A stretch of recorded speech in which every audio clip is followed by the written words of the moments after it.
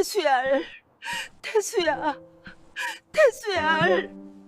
엄마 여기 있다냐. 저는 오늘도 이 골목에서 밤을 보냅니다. 가족이라고 믿었던 곳에서 나와야 했던 그날 이후로요. 제 아들은 이미 장례까지 치렀는데 왜 저는 아직도 살아있을 것처럼 그 이름을 부르고 있을까요? 이야기는 제가 모든 걸 잃기 전 그날로 돌아갑니다. 제 이름은 윤복래입니다. 올해 74살이 됐습니다. 지금 이 골목에 앉아 있으면 사람들은 저를 그냥 노숙자로 봅니다. 하지만 처음부터 이렇게 살았던 건 아닙니다. 옆에서 코를 골며 자는 이 할머니는 분이에요. 저분이 여기서 만난 제 유일한 친구입니다. 분이는 가끔 제 잠꼬대를 듣고 이런 말을 합니다. 복래야, 그 아들 죽은 지가 언젠데 왜 아직도 이름을 부르냐? 맞는 말입니다. 제 아들 태수는 5년 전에 죽었습니다. 장례도 치렀고 납골당에 모시기까지 했습니다. 그런데도 이상하게 꿈에서는 아직도 그 애가 저를 부릅니다. 그래서 이야기를 하려면 조금 먼 데까지 돌아가야 합니다. 저는 25에 결혼했고 27에 아들 태수를 낳았습니다. 그 아이가 제 인생의 전부였습니다. 하지만 태수가 6살 되던 해 남편을 공장 사고로 잃었습니다. 장례를 치르고 아이 손을 잡고 집으로 돌아오던 날 앞이 캄캄했습니다. 돈도 없었고 기댈 사람도 없었습니다. 그래서 저는 다음 날부터 일을 나갔습니다. 식당 설거지, 공장 포장, 새벽 청소까지 몸이 부서져도 쉴 수는 없었습니다. 아이만큼은 굶기지 말아야 했으니까요. 그러다 학교 앞에서 작은 분식 노점을 시작했습니다. 손이 트고 허리가 굽어도 태수 학비만큼은 놓치지 않았습니다. 태수는 착한 아이였습니다. 공부도 잘했고 엄마 속을 썩이는 법이 없었습니다. 엄마, 조금만 기다려. 내가 꼭 편하게 해줄게. 그 말 하나로 저는 다시 하루를 버텼습니다. 태수는 대학을 졸업했고 무역회사에 취직했고 31살에 결혼을 했습니다. 며느리 미란이도 처음엔 참 고운 아이였습니다. 첫 인사 때 고개를 숙이며 정중하게 인사를 하던 그 모습이 아직도 기억납니다. 결혼을 하고도 저는 계속 혼자 살았습니다. 괜히 신혼부부 사이에 끼어들고 싶지 않았거든요. 그러다 며느리가 임신을 했습니다. 처음엔 괜찮다고 했는데 입덧이 점점 심해졌습니다. 하루 종일 아무것도 못 먹고 누워만 있는 날이 계속됐다고 했습니다. 태수는 회사 때문에 집에 일찍 들어오지 못했고 미란이 친정어머니는 지방에 계셔 올라오기 힘든 형편이었습니다. 그러던 어느 날 태수에게서 전화가 왔습니다. 엄마, 미안한데 당분간만 우리 집에 와서 좀 도와줄 수 있어? 그 말에 저는 망설이지 않았습니다. 며느리 몸이 안 좋은데 시어머니가 도와주는 게 당연하다고 생각했습니다. 그래서 저는 짐을 싸서 태순의 집으로 들어갔습니다. 그렇게 손주가 태어났을 때 저는 생각했습니다. 이제 정말 내 몫의 인생은 다 끝났다고요. 앞으로는 손주 보면서 조용히 살면 된다고요. 그때는 정말 몰랐습니다. 그 집이 훗날 제가 쫓겨나게 될 곳이라는 걸, 그리고 모든 일이 거기서부터 시작될 거라는 걸요. 태수의 사업이 잘 안 되고 있다는 걸 눈치챈 건 손녀 수빈이가 4살쯤 됐을 때였습니다. 어느 날 밤 태수가 거실에서 전화를 받고 있었습니다. 저는 부엌에서 설거지를 하고 있었는데 태수 목소리가 점점 작아지더니 말을 거의 하지 않더라고요. 전화를 끊고 돌아선 태수의 얼굴은 하얗게 질려 있었습니다. 한쪽 손으로 이마를 짚고 한참을 서 있었습니다. 괜찮아? 물어보고 싶었지만 아무 말도 하지 않았습니다. 괜히 물어봤다가 아들 마음만 더 무너질 것 같았거든요. 그날 이후 태수는 새벽에 나가서 밤늦게 들어오기 시작했습니다. 밥을 제대로 먹는 날이 없었고 얼굴은 날이 갈수록 야위어 갔습니다. 미란이에게 물어봐도 자기도 잘 모른다고만 했습니다. 집 안 공기가 점점 무거워졌습니다. 그러던 어느 날 태수가 갑자기 해외 출장을 가야 한다고 했습니다. 베트남에 거래처가 있는데 직접 가봐야 한다고요. 저는 몸이라도 챙기라고 인삼 몇 뿌리를 봉지에 싸줬습니다. 태수는 그걸 받아들고 한참 동안 저를 바라봤습니다. 그리고 조용히 말했습니다. 엄마, 그동안 고마웠어. 그 말이 왜 그렇게 가슴에 박혔는지 모르겠습니다. 저는 괜히 불안해서 태수 손을 꽉 잡았습니다. 무슨 소리야? 얼른 갔다 와. 엄마가 수빈이 잘 보고 있을게. 태수는 억지로 웃더니 현관문을 나섰습니다. 그게 제가 본 태수의 마지막 모습이었습니다. 출장 간 지 나흘째 되던 날 새벽이었습니다. 전화벨이 울렸고 미란이가 전화를 받았습니다. 갑자기 비명을 질렀습니다. 어머니, 태수 씨가 말을 잇지 못하고 그 자리에 주저앉았습니다. 저는 전화기를 빼앗아 들었습니다. 외교부에서 걸려온 전화였습니다. 태수가 탄 차가 베트남에서 교통사고를 당했고 현지 병원으로 옮겼지만 이미 숨을 거뒀다고 했습니다. 그 말을 듣는 순간 세상이 꺼지는 것 같았습니다. 정신을 차린 건 병원이었습니다. 미란이는 옆에서 울고 있었고 수빈이는 무슨 일인지도 모른 채 제 손을 꼭 잡고 있었습니다. 저는 천장을 보면서 속으로 되뇌었습니다. 꿈이다. 이건 꿈이다. 내 새끼가 죽을 리가 없다. 하지만 꿈이 아니었습니다. 장례는 5일장으로 치렀습니다. 태수는 현지에서 화장돼 작은 유골함으로 돌아왔습니다. 저는 그 함을 안고 한참을 울었습니다. 이게 내 아들이라고, 내가 밤새워 키운 내 새끼가 이 안에 들어있다고. 조문객들이 위로의 말을 했지만 하나도 귀에 들어오지 않았습니다. 저는 그냥 멍하니 태수 영정 사진만 바라봤습니다. 웃고 있는 그 얼굴이 너무 미웠습니다. 엄마 두고 왜 먼저 가냐고, 왜 하필 너냐고.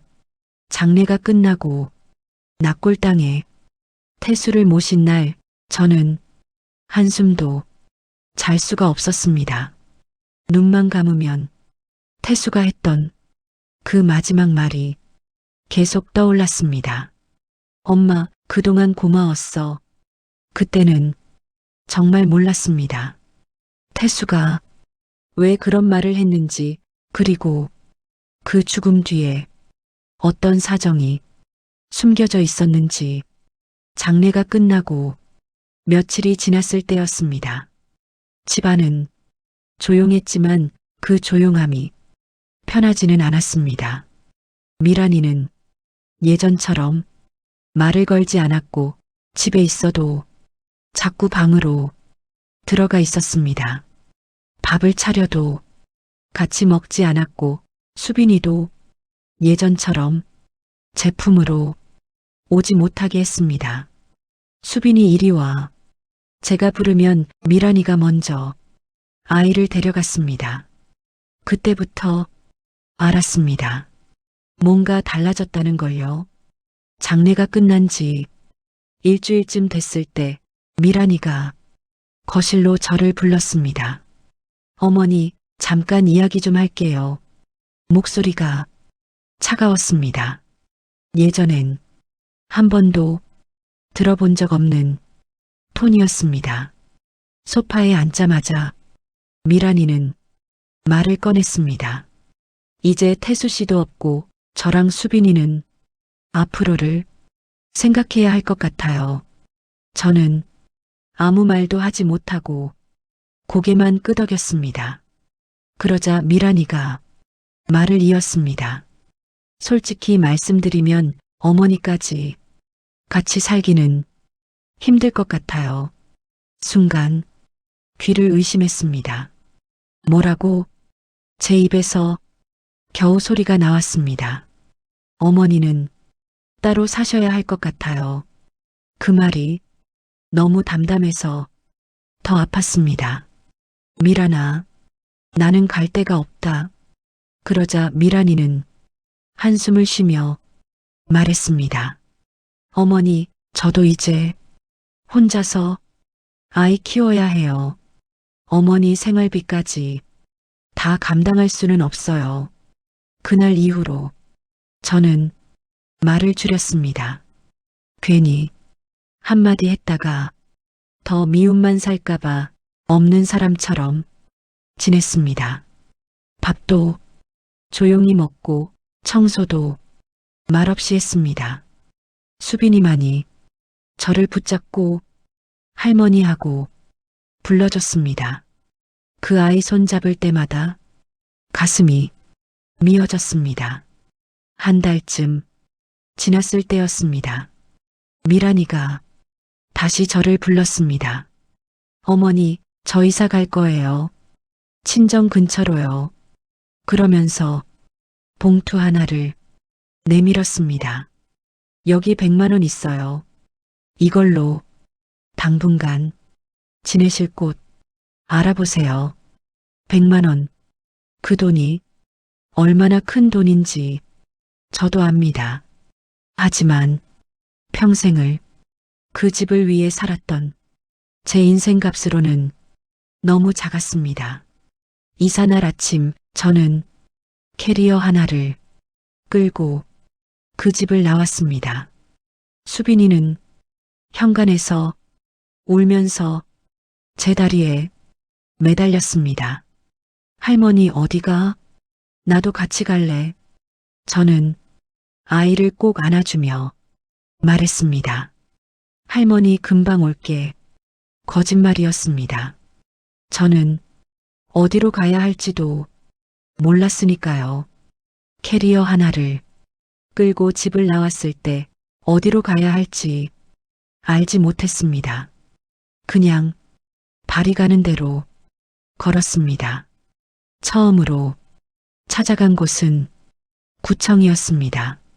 복지 담당자에게 사정을 설명했습니다. 아들이 죽었고 며느리에게 집에서 쫓겨나와 갈 곳이 없다고요. 담당자는 컴퓨터를 보며 고개를 끄덕이더니 서류를 뒤적였습니다. 그리고 조심스럽게 말했습니다. 어르신, 기초수급은 조건이 맞아야 하고요. 재산조회도 해야 해서 시간이 좀 걸려요. 오늘 밤 잘 곳이 없다고 했더니 임시 쉼터 연락처를 종이에 적어줬습니다. 저는 그 종이를 들고 쉼터를 찾아갔습니다. 하지만 자리가 없다고 했습니다. 다음 주에 다시 오라고요. 다음 주까지 저는 어디서 자죠? 제가 묻자 직원은 난처한 표정을 지었습니다. 죄송해요, 어르신. 저희도 방법이 없어요. 그 말을 듣고 쉼터 문을 나서는 순간 다리가 풀렸습니다. 저는 또 걸었습니다. 해는 지고 배는 고팠고 다리는 점점 아파왔습니다. 100만 원이 있긴 했지만 고시원을 알아볼 정신도 힘도 없었습니다. 그저 모든 게 막막했습니다. 예전에 알던 사람들에게 전화를 걸었습니다. 노점할 때 옆자리에서 장사하던 언니, 같은 동네 살던 아는 동생, 전화를 받긴 했지만 사정을 말하자 목소리가 달라졌습니다. 언니, 나도 요즘 힘들어서. 복내 언니, 우리 집도 사람 재울 데가 없어. 다들 미안하다고 했습니다. 저도 그 말이 거짓말이라는 걸 알았습니다. 누가 갈 곳 없는 노인을 집에 들이고 싶겠습니까? 전화를 끊고 공원 벤치에 앉았습니다. 하늘이 완전히 어두워지고 있었습니다. 그날 밤 저는 처음으로 길에서 잤습니다. 캐리어를 베개 삼아 벤치에 누웠는데 눈을 감아도 잠이 오지 않았습니다. 추웠고 무서웠습니다. 누가 다가오진 않을지, 내일은 어디서 자야 할지, 밤새 온갖 생각이 머릿속을 돌았습니다. 그렇게 며칠이 흘렀습니다. 낮에는 돌아다니고 밤에는 공원이나 골목에서 잠을 잤습니다. 100만 원은 금방 줄어들었습니다. 따뜻한 국 한 그릇, 커피 한 잔에도 돈이 필요했으니까요. 고시원, 보증금은 꿈도 못 꿨습니다. 그러다 이 골목을 알게 됐습니다. 건물 사이에 숨어 있어서 바람을 조금은 피할 수 있었습니다. 거기서 분이를 만났습니다. 아줌마, 여긴 내 자리야. 처음엔 쫓아내려던 분이는 제 꼴을 보더니 한숨을 쉬었습니다. 에휴, 저쪽에 자리 있으니까 거기 있어. 분이는 남편에게 맞고 살다가 도망쳤다고 했습니다. 갈 곳이 없어. 이렇게 산지 벌써 5년이 넘었다고요. 분이는 저에게 골목에서 사는 법을 가르쳐 줬습니다. 어디 가면 무료 급식이 있는지, 어디 가면 따뜻한 물이 나오는지. 그렇게 저는 노숙자가 됐습니다. 밤마다 잠들기 전에 태수 이름을 불렀습니다. 태수야, 엄마가 이렇게 됐다. 차가운 바닥에 누워 하늘을 올려다보면 별이 흐릿하게 보였습니다. 그 별 중 하나가 태수일 것만 같았습니다. 그렇게 5년이 흘렀습니다. 노숙 생활을 한 지도 어느덧 5년째가 되던 해였습니다. 그해 봄 젊은 여자가 이 골목으로 찾아왔습니다. 깔끔한 옷차림에 가방을 메고 있었어요. 저는 또 쫓아내러 온 사람인가 싶어 괜히 몸을 움츠렸습니다. 혹시 윤복래 어르신이세요? 저는 깜짝 놀랐습니다. 이 골목에서 제 이름을 아는 사람이 있을 줄은 상상도 못했거든요. 누구세요? 저는 구청 복지과 신유정이라고 해요. 노숙인 실태조사 나왔다가 어르신 이야기를 듣고 찾아왔어요. 유정이라는 그 복지사는 제 옆에 쪼그려 앉았습니다.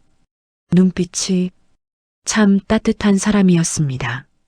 언제부터 여기서 지냈는지, 가족은 있는지, 몸은 어디 아픈 데는 없는지 조심스럽게 물어봤습니다. 저는 처음엔 대답하기 싫었습니다. 이 나이에 이 꼴이 된 게 부끄럽기도 했고, 이제 와서 뭘 어쩌겠다는 건지 싶었거든요. 그런데 유정이는 한 번 오고 그만두지 않았습니다. 일주일에 2번씩 도시락을 들고 와서 저랑 분이 옆에 쪼그려 앉아 이야기를 들어줬습니다. 어느 날은 이렇게 말했습니다. 어르신, 혹시 어르신 사연을 다른 분들한테 알려도 될까요?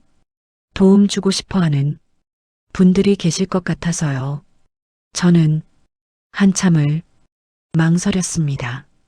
며느리에게 쫓겨난 늙은이라고 알려지면 손가락질만 받을 것 같았거든요. 그러자 유정이가 급히 덧붙였습니다. 이름이나 얼굴은 절대 안 나가요. 그냥 사연만요. 어르신 같은 분들이 얼마나 많은지 알리고 싶어서 그래요. 그 말에 저는 결국 고개를 끄덕였습니다.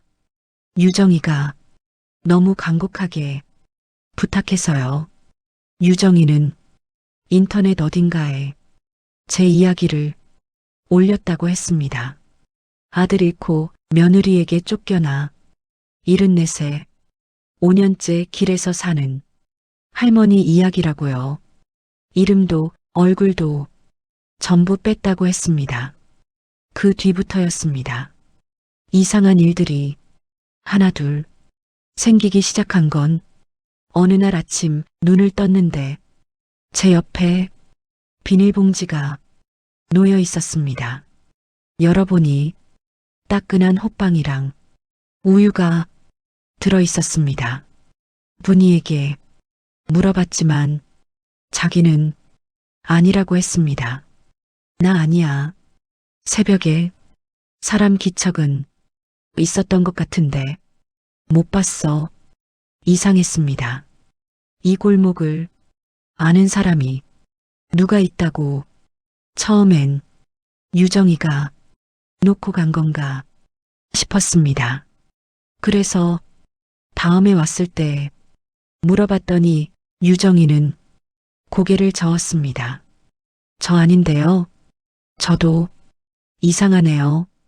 그게 한 번으로 끝나지 않았습니다.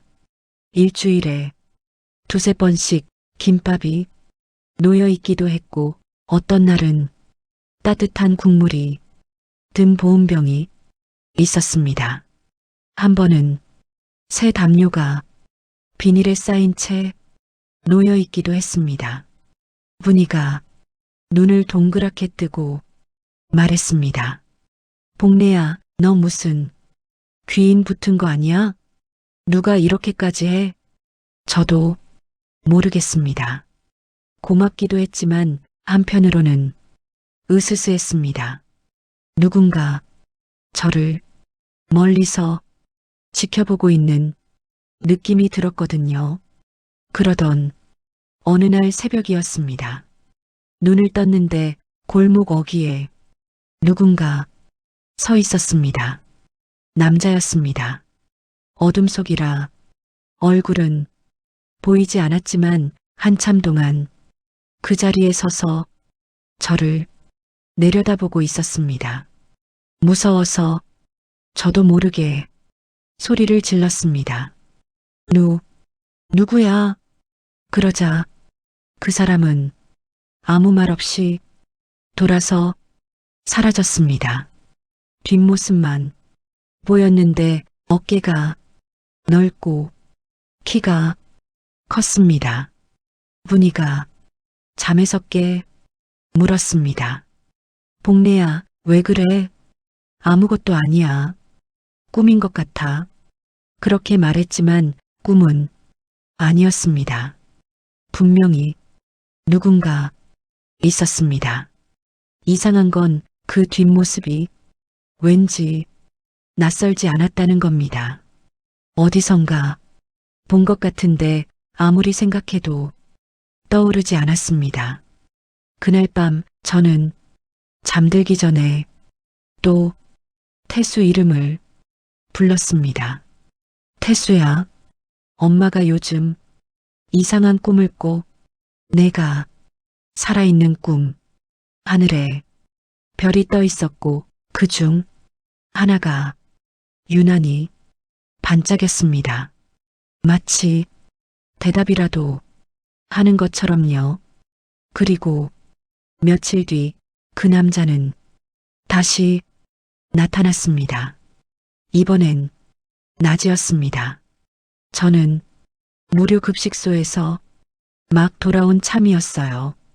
골목 입구에 그 사람이 고급 승용차에서 내려 이쪽으로 걸어오고 있었습니다. 이번에는 얼굴이 보였습니다.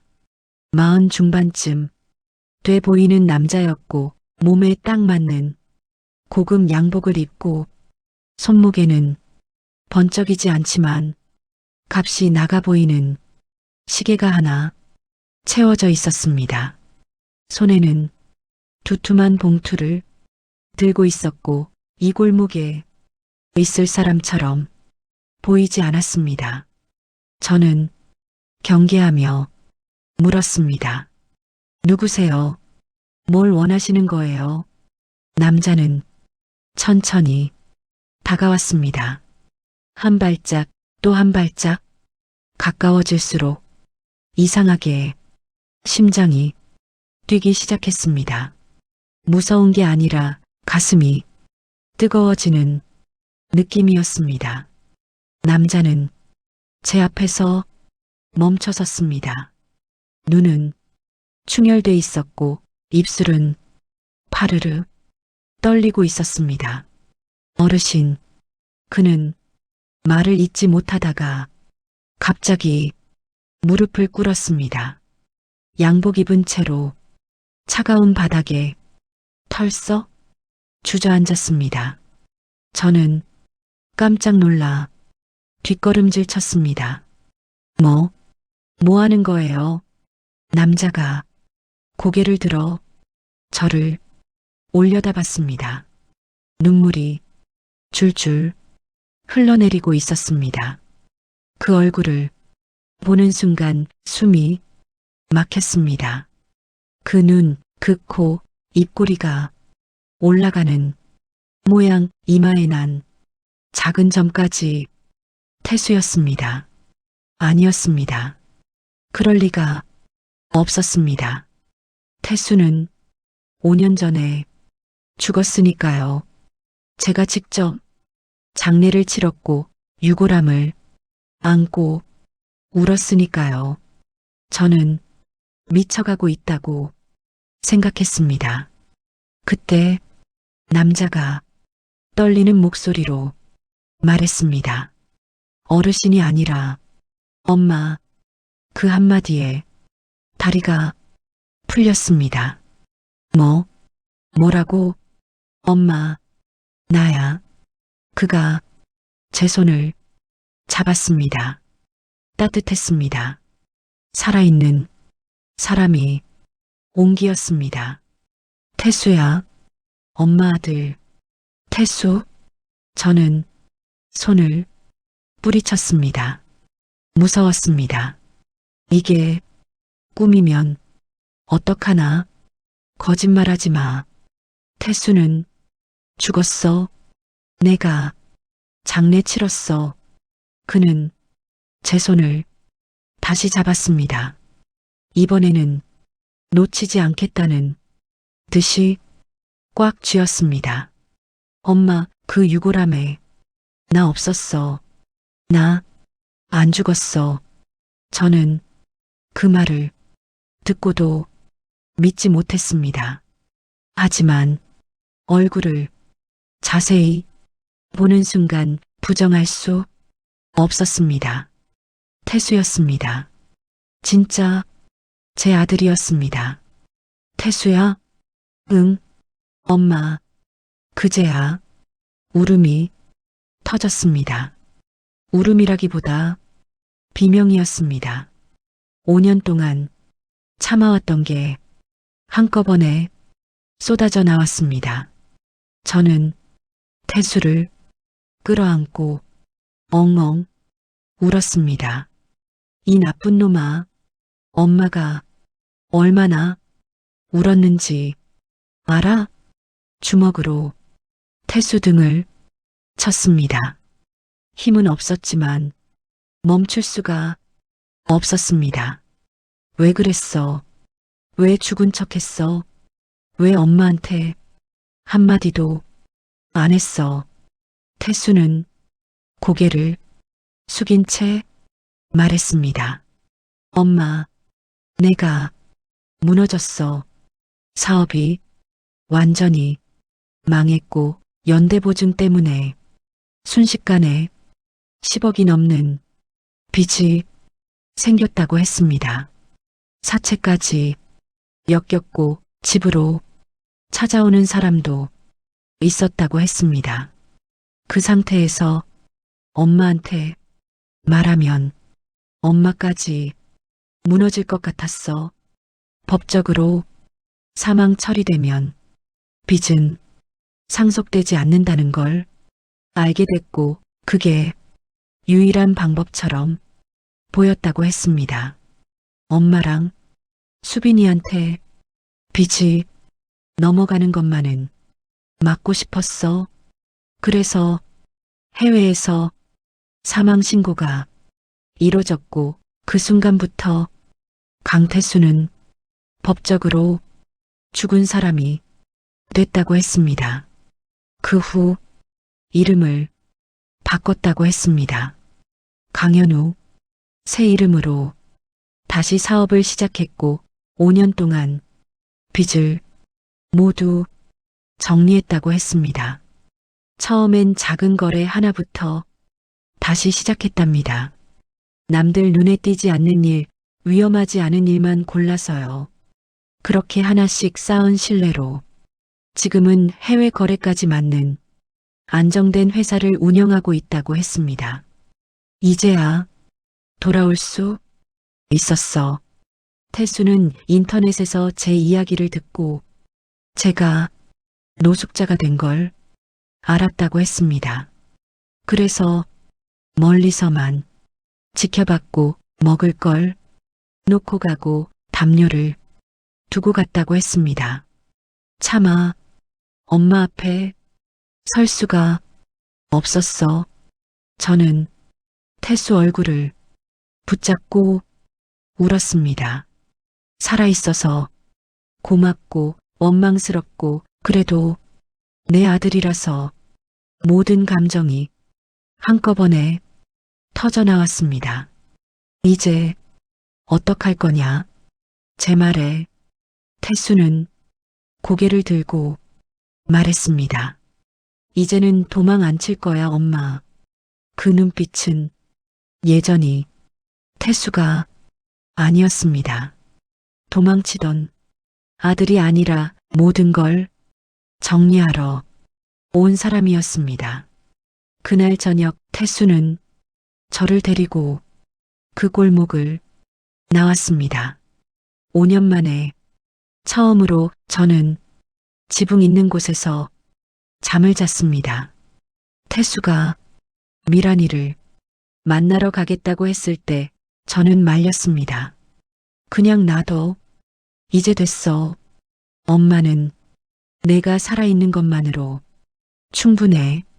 태수는 고개를 저었습니다. 아니야, 엄마. 이건 그냥 넘어갈 일이 아니야. 엄마한테 한 짓은 갚아야 해.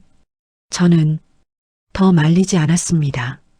솔직히 말하면 저도 보고 싶었습니다.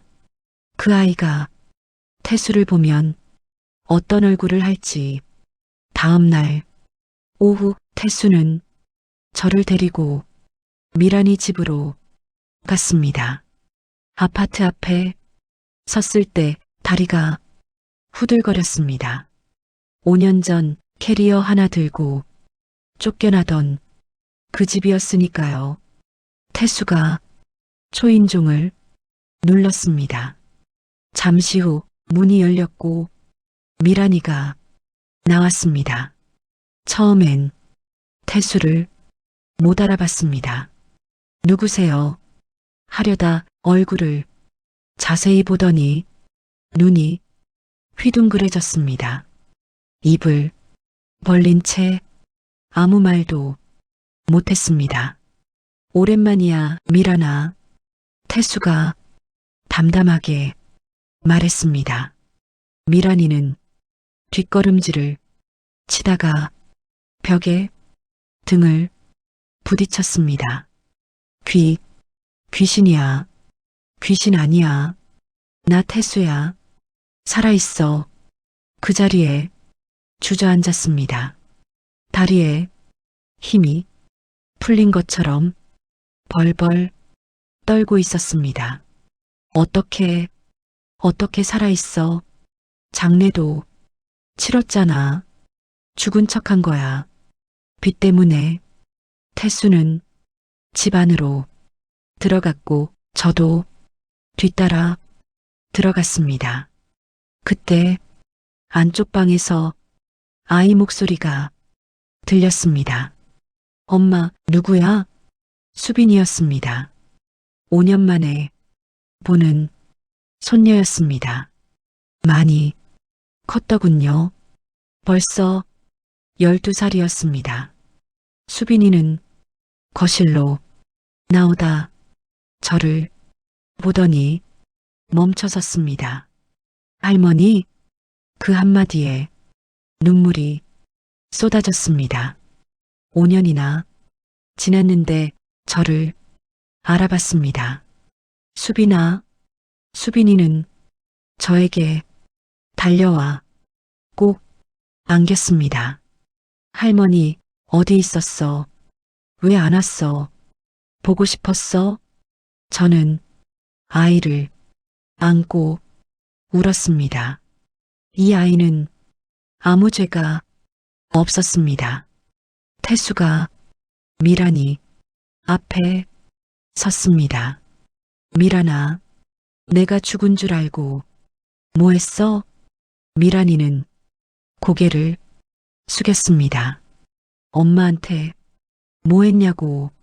나도 어쩔 수 없었어. 혼자서 아이 키우면서 시어머니까지는 100만 원 주고 내쫓은 게 어쩔 수 없는 거야? 태수의 목소리가 차가워졌습니다. 엄마가 어디서 잤는지 알아? 골목 바닥이야. 비닐 덮고 겨울을 났어. 미란이는 아무 말도 하지 못했습니다. 내가 죽어서 보험금 나왔지? 그 말에 미란이 어깨가 움찔했습니다. 그 돈 어디 썼어? 수빈이 학비랑 엄마한테는 100만 원 주고 그 돈은 다 내가 썼구나.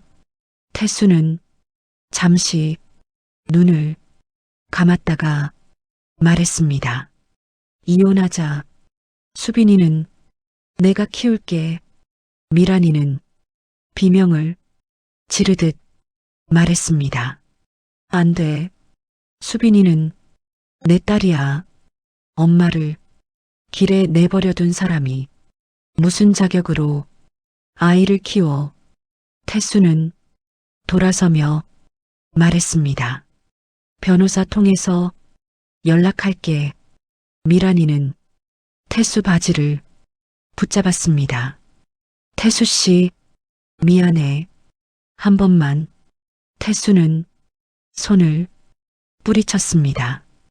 기회는 엄마를 내쫓았을 때 끝났어. 그날 이후 모든 건 빠르게 정리됐습니다. 한 달 만에 이혼이 성립됐고 수빈이 양육권은 태수가 가져갔습니다. 미란이는 그 집에서도 그 인생에서도 혼자가 됐습니다. 하지만 제 인생에는 아직 해야 할 일이 하나 더 남아 있었습니다. 분이었습니다. 저는 태수에게 말했습니다. 분이도 같이 데려가자. 태수는 망설임 없이 고개를 끄덕였습니다. 우리가 그 골목에 갔을 때 분이는 여전히 판자 밑에 웅크리고 있었습니다. 저를 보더니 눈을 휘둥그레 뜨더군요. 복래야, 너 왜 이렇게 멀쩡해? 저는 분이 앞에 쪼그려 앉았습니다. 분이야, 나 아들 찾았어. 죽은 줄 알았는데 살아있었어. 분이는 한참을 저를 보더니 제 손을 꽉 잡았습니다. 진짜야? 응. 그날 분이도 지붕 있는 집으로 갔습니다. 작은 방이었지만 따뜻했고 문이 잠기는 방이었습니다. 분이는 바닥에 앉아 울었습니다. 나 지붕 아래서 자는 거 10년 만이야. 저도 같이 울었습니다. 지금 저는 태수와 수빈이와 같이 살고 있습니다. 작지만 따뜻한 집입니다. 그리고 일주일에 한 번은 꼭 분이를 만납니다. 시장도 같이 가고 밥도 같이 먹습니다. 밤마다 잠들기 전에 생각합니다. 사람 일은 정말 모르는 거라고. 그리고 속으로 말합니다. 태수야, 살아있어줘서 고맙다. 분이야, 내 옆에 있어줘서 고맙다. 저는 그 골목에서 5년을 울었습니다. 죽은 줄 알았던 아들 이름을 부르면서요. 그런데 그 아들이 살아서 돌아왔습니다. 그 일을 겪고 나서 저는 알게 됐습니다. 포기하지 않으면 사람 인생은 끝까지 모른다는 걸요. 오늘 저의 이야기는 여기까지입니다. 오늘도 끝까지 영상 들어주셔서 감사합니다.